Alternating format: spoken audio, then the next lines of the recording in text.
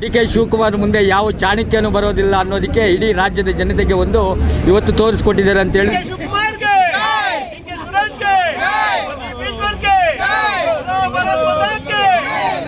ರಾಜ್ಯಕ್ಕೆ ಒಂದು ಸಿಹಿ ಸುದ್ದಿ ಅಂತ ಹೇಳಿದ್ರೆ ತಪ್ಪಾಗಲಾರ್ದು. 3 ಕ್ಷೇತ್ರದಲ್ಲಿ ಕಾಂಗ್ರೆಸ್ ಜಯಬೇರಿ ಬಾರಿಸಿದೆ.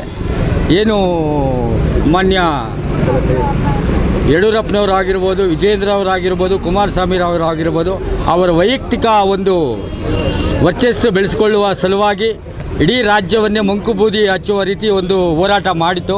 ಆದರೆ ಮೂಢ ಒಂದು ಇದರಲ್ಲಿ ಮಾನ್ಯ ಸಿದ್ದರಾಮಯ್ಯನವರಿಗೆ ಒಂದು ಕಳಂಕವನ್ನು ತಂದಿಕ್ಕಿದ್ರು. ಅದು ನಿಜವಾಗ್ಲೂ ಸುಳ್ಳು ಅನ್ನುವ ಒಂದು ದೃಷ್ಟಿಯಲ್ಲಿ ಇವತ್ತು ರಾಜ್ಯ ಜನತೆ ಒಂದು ತೋರಿಸಿದ್ದಾರೆ ಅಂತ ಹೇಳಿದ್ರೆ ತಪ್ಪಾಗಲಾರ್ದು. ಯಾಕೆಂದರೆ ಒಬ್ಬ ನಿಷ್ಠಾವಂತ ದೇವರಾಜ ಅರಸರನ್ನ ಬಿಟ್ಟ ನಂತರ ಇಡೀ ರಾಜ್ಯದಲ್ಲಿ ಯಾರಾದರೂ ಒಳ್ಳೆಯ ಒಂದು ಮುಖ್ಯಮಂತ್ರಿ ಆಗಿದ್ದಾರೆ ಅಂತ ಹೇಳಿದರೆ ಅದು ಸಿದ್ದರಾಮಯ್ಯ ಅಂತ ಹೇಳಿದರೆ ತಪ್ಪಾಗಲಾರ್ದು. ಅವರು ಒಂದು ಆಡಳಿತ ಅವಧಿಯಲ್ಲಿ 5 ಗ್ಯಾರಂಟಿಗಳನ್ನು ಕೊಟ್ಟಿದ್ದರು. ಆ 5 ಗ್ಯಾರಂಟಿಗಳು ಪ್ರತಿಯೊಬ್ಬ ಬಡವರ ಮನೆ ಸೇರಿದೆ.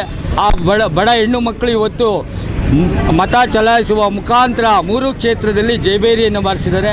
ಹಾಗೆ ನಮ್ಮ ಜನಪ್ರಿಯ ಶಾಸಕರು ಪ್ರದೀಪ್ ಈಶ್ವರ್ ಅವರು ಸಹ 10 ದಿವಸಗಳ ಕಾಲ ಚನ್ನಪಟ್ಟಣದಲ್ಲಿ ಹೋಗಿ ನಗರದಲ್ಲಿ ಚನ್ನಪಟ್ಟಣದಲ್ಲಿ ಅತಿ ಹೆಚ್ಚು ಮತ ಆಗಿದೆ, ಅಹಿಂದ ಮತಗಳು ಕ್ರೋಢೀಕರಣವಾಗಿದೆ.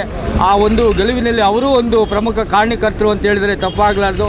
ಇವತ್ತು ಎಲ್ಲರ ಮಾನ್ಯ ಶಾಸಕರ ಪರವಾಗಿ, ನಮ್ಮೆಲ್ಲರ ಕಾಂಗ್ರೆಸ್ ಕಾರ್ಯಕರ್ತರ ಪರವಾಗಿ ಇವತ್ತು ಒಂದು ಸಂಭ್ರಮಾಚರಣೆಯನ್ನು ಪಟಾಕಿ ಹೊಡೆಯುವ ಮುಖಾಂತರ ಮತ್ತು ಸಿಹಿ ಹಂಚುವ ಮುಖಾಂತರ ಒಂದು ಸಂಭ್ರಮಾಚರಣೆಯನ್ನು ಆಚರಿಸಿದ್ವಿ. ಇವತ್ತು ನಮಗೆಲ್ಲರಿಗೂ ಕಾರ್ಯಕರ್ತರಿಗೂ ಒಂದು ಬೆನ್ನೆಲುಬು ಡಿ.ಕೆ. ಶಿವಕುಮಾರ್ ಅವರ ಸಂಘಟನೆ ಯಾವ ಚಾಣಕ್ಯನೂ ಇಲ್ಲ. ಅಮಿತ್ ಶಾ ಅಂತ ಹೇಳ್ತಾರಲ್ವ, ಡಿ.ಕೆ. ಶಿವಕುಮಾರ್ ಮುಂದೆ ಯಾವ ಚಾಣಕ್ಯನೂ ಬರೋದಿಲ್ಲ ಅನ್ನೋದಕ್ಕೆ ಇಡೀ ರಾಜ್ಯದ ಜನತೆಗೆ ಒಂದು ಇವತ್ತು ತೋರಿಸ್ಕೊಟ್ಟಿದ್ದಾರೆ ಅಂತ ಹೇಳಿದರೆ ತಪ್ಪಾಗಲಾರ್ದು.